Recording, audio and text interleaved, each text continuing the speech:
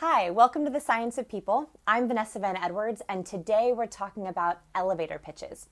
So I love helping people with their elevator pitch. And the reason is because it is the most important part of a first impression. You need to know exactly what to say and how to say it when someone asks you, "So, what do you do?" Today, one of our readers, John 4, submitted his elevator pitch, and I love it. It's the perfect example of a pitch that just needs a little bit of tweaking to get perfect. So John, thank you so much for submitting. Let's watch his pitch, and then we're going to quickly break it down, review it, and show John exactly what he needs to do to fix it. Hi, my name is John 4, and I'm a website analyst. I study the traffic of your website, and I find out where your website is leaving money on the table, where it's losing leads, and what opportunities it's missing to attract and engage your customers. The website data won't tell us why people do what they do on your site, but it does tell us the story of what they do and how they do it. And I think this is an important and interesting story for your business to understand. Okay, John, here is what I love, what you did so well and you can never lose. And everyone who's watching, if you can incorporate these things into your elevator pitch, it will make you even more impactful. So here's what you did that I thought was fabulous. First, your enunciation is great. I can very clearly understand you. You also have a very good pacing. Your cadence is very understandable. And the reason why that's important is because you've heard your elevator pitch 1,000 times. You've said it, you've heard it, you probably wrote it. But other people, they're processing it for the first time. So one of the classic elevator pitch mistakes I see is that people quickly go through what they do because they think it's boring. Everyone, they already know it. They've already heard it.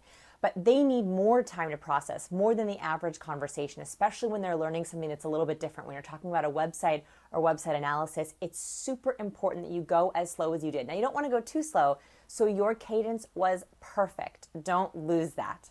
The second thing that I loved is that you have a very open torso. So first of all, thank you for giving me a full body video. I love to read body language. So you had a really open torso. You didn't cross your hands over your chest. You didn't try to cross your legs. You didn't try to hide behind an object or a cup or a phone. So keeping that open torso as much as possible and keeping it aimed towards the person you're speaking with is hugely impactful. Now, I talk about on my website all the time how important it is to show that you're engaged. Even when you're talking, you can do this by having an open torso and aiming it towards the other person. Okay, so now on to a couple of things that I think you can improve. And these are things that are just going to up your impact level. People are going to remember you more. They're going to understand and remember what you do more quickly, and hopefully they'll be begging for your business card. The first thing that I want you to work on is a hugely common problem for people doing elevator pitches. And it is lack of movement. So as you can see, I'm playing your video in the background on silent. And if you watch it, you'll see there's very little head, arm, and torso movement. And this is a very easy mistake to make. And the reason is because when you're thinking about a pitch that you've memorized, you're focused entirely on the words you're saying. So your body sort of freeze frames while you try to recall those words. Okay, so here's my first challenge to you. I want you to start incorporating more movement into your pitch. So the way that you do this is you memorize your pitch like it is on the tip of your tongue. You can just instantly recall it. And the reason for that is because if you're not focused on remembering the words, it's much easier to have more fluidity in your body. So once you've memorized it down pat, I want you to practice loosening up those shoulders a little bit, bringing up your hands, and we're going to talk about that in challenge number 2, and having a little bit more head movement. So for example, let's say that I'm talking to you like this. My name is Vanessa Edwards. I do scienceofpeople.org. I love what I do. I teach body language and lie detection. Now, I have no movement in my torso at all. Look at the difference between when I say this time with a little bit of head movement. And what you want to do is you can do a slight head tilt, which shows engagement, and you can also nod very slightly along with your most important points. So here's how it looks a little bit differently. My name is Vanessa Edwards. I work at thescienceofpeople.org. I teach body language and human lie detection. So as you can see, just those slight up and down movements and the head tilt, that's going to add a lot of fluidity, a lot more natural expression to your body and to your pitch so that people can feel like they're connecting with you on a deeper level. Okay, my challenge number 2, the second thing that I'm hoping you're going to work on, is adding in nonverbal explanations to your elevator pitch. So a lot of people, they just focus on the verbal content of their pitch to explain what they do. But you can actually use your hands to demo or explain concepts.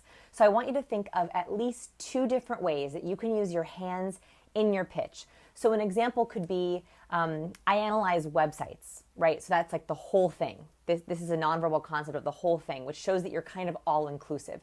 So that could be a way that you could add in hand movement into the way that you do your pitch.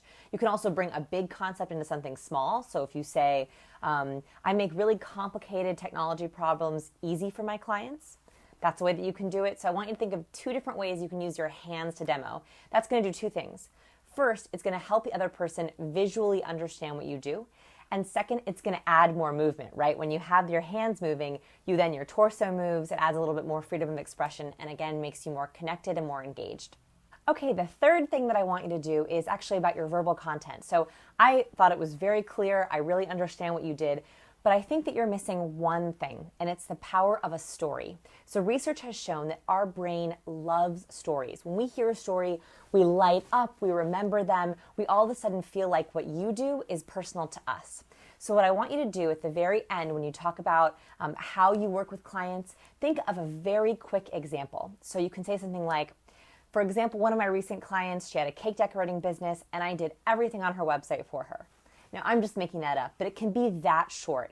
Examples, when people hear example or story, they instantly tie it to them. So that's what I want you to try to do, because that will help pull them in so that they can say, oh, well, I have a website. I should tell you about it, because that's what you're trying to get them to do. The ultimate goal of an elevator pitch is to see how can you help them, and therefore they want to hire you. Okay, John, I hope that was really helpful for you. And for our readers, I hope it was helpful for you to watch what John could do to improve his elevator pitch so you can use the same to improve yours. Be sure to submit your elevator pitch while I'm still in the mood to critique a bunch. Just go to scienceofpeople.com and submit it to my email. Thanks.